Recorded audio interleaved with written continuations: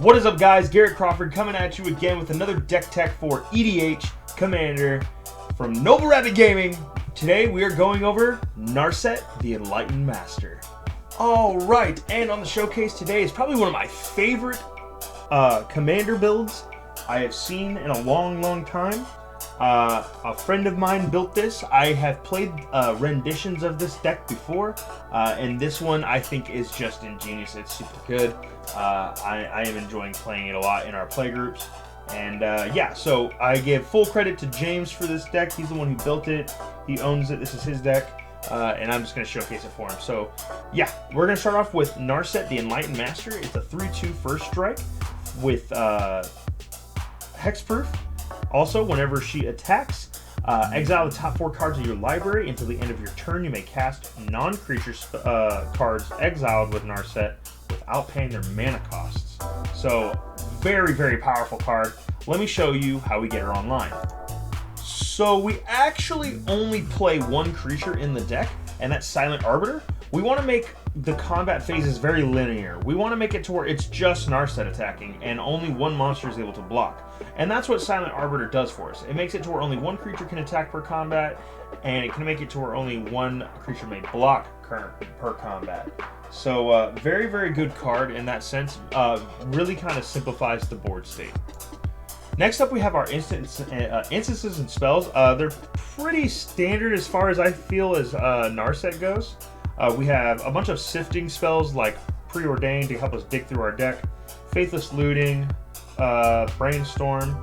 Quicken is actually a pretty cool card because Narset, you can't actually cast your sorceries when her attack trigger happens, so Quicken can make it to where that happens. Sword and Path to Exile are great cards simply for the fact that they can just do really nice removal and again make the combats very linear. Ponder again to search. I don't know why I had that mixed up, but yeah, Ponder. Response to Resurgence.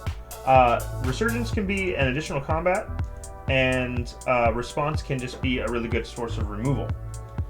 Cyclonic Rift for another good board removal. Crib Swap, again, makes it to where, I mean, you can take the biggest monster out on the board, turn it into a 1/1. Jessica's Will is actually a really cool card. It's almost kind of like a commander staple in these kinds of decks. The ability to exile cards from the top of your deck and get a bunch of red mana is amazing. Sweltering Suns to board wipe. Cryptic Command is probably easily the most utilized card off of her ability. In my opinion, it's just a very toolboxy card. It's super nice. Chroma's Will for protection. Our first extra combat card outside of the Resurgence was Relentless Assault. It's the cheapest one we can do. Unexpected Windfall is actually a really good setup to get Narset online or get her really going the next turn. Seize the Day is another extra combat. Acquire is literally just a combo enabler. You just go grab what you need. It's basically a demonic tutor for this deck. I'm not quite sure if there's better options. There might be. Savage Beating is kind of a pricey card, but it is amazing in this deck. You can just destroy your opponents with this card. It is super funny. Time Warp is a really nice just extra turns card. World at War is another extra combat. We got Part the Water Veils as another extra turn. We got Slash the Ranks. This card is amazing. Destroy all creatures and planeswalkers except for commanders. This again makes it to where it is completely linear with the combat steps and Narset trying to get through. Walk the Eons is another really good take an extra turn card. The buyback is also super good on it as well.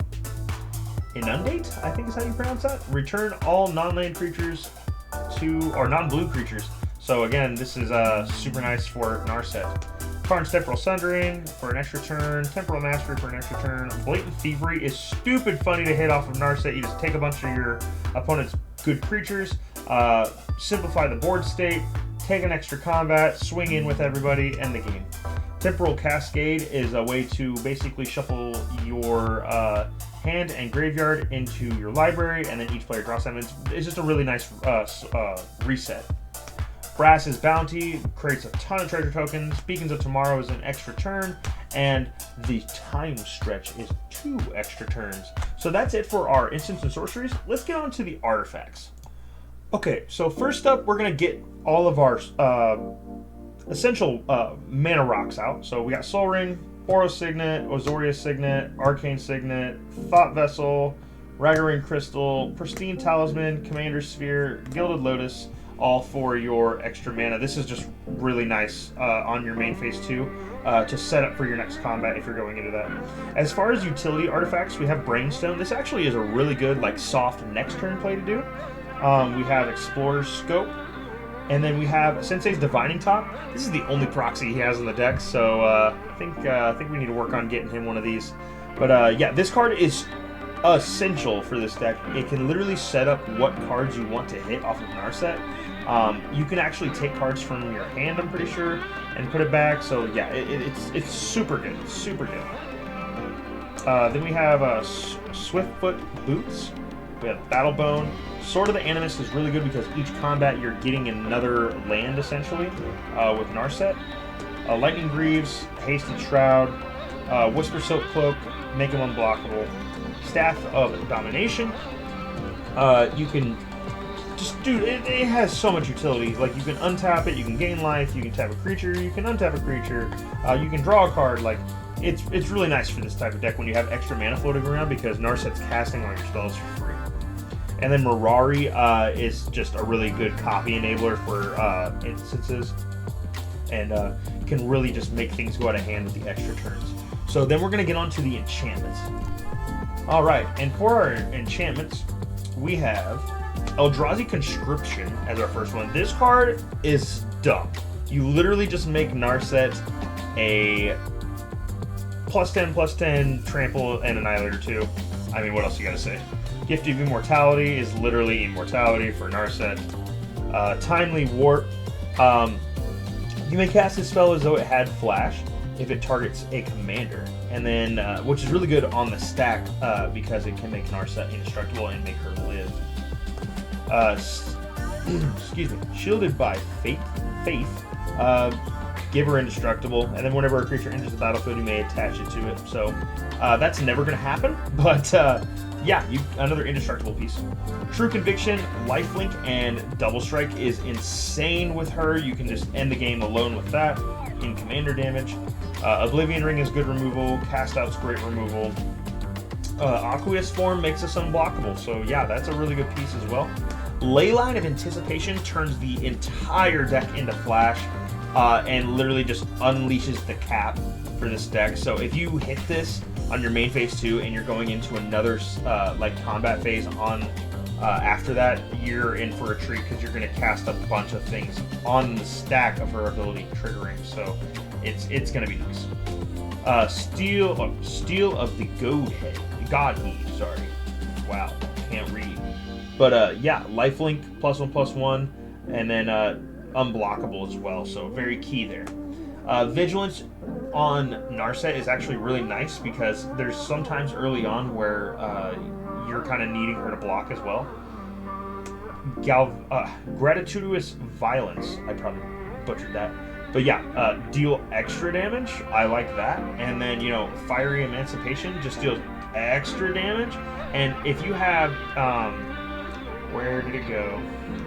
If you have Leyline of Anticipation out as well, okay, so say this is out, and you hit these two on your next combat trigger, yeah, all that damage that Narset's about to do because she's unblockable is going to get nuts with these two alone. Because I'm pretty sure this doubles and then this triples, so you can choose how you want that to add up, but you could be like, okay, double it, so 2 times 3 is 6, and then triple it, so that's 18 commander damage right there. Pretty nice. I normally don't like showing off the land base, but it's okay, I guess, in some instances. It gives you guys an idea of like what you should run. I normally like to leave the land base up to you guys to decide because it can be very expensive depending on what you're wanting.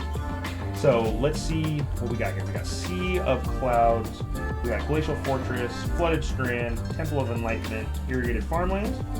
We got Steam Vents, Sulphur Falls, Storm Carved Coast, Cascade Bluffs. We have Sundown Pass, Temple of Triumph, Clifftop Retreat, and then that'll round out all the dual lands.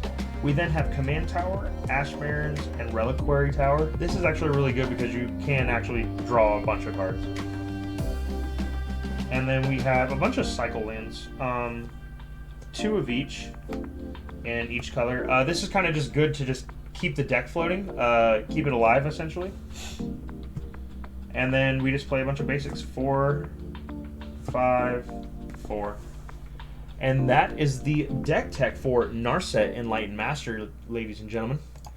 I hope you guys enjoyed that deck tech. There's plenty more on the way. I'm actually about to record another one here in a second that you guys will probably see after this one in a couple days. It's going to be super, super good. It's probably one of my favorite decks outside of Narset and a couple others. I guess I don't really have just one favorite deck, but who cares? So anyway, guys, Garrett Crawford with Noble Rabbit Gaming. I'm signing out. Make sure you like, comment, and subscribe down below. We're getting so close to 100 subscribers. So close. So please subscribe, hit that notification bell. You'll get all of our notifications about our movies, our videos coming up, lives that we're doing on TikTok, or whether it be on YouTube, whatever. So yeah, keep in touch, guys. Catch you later.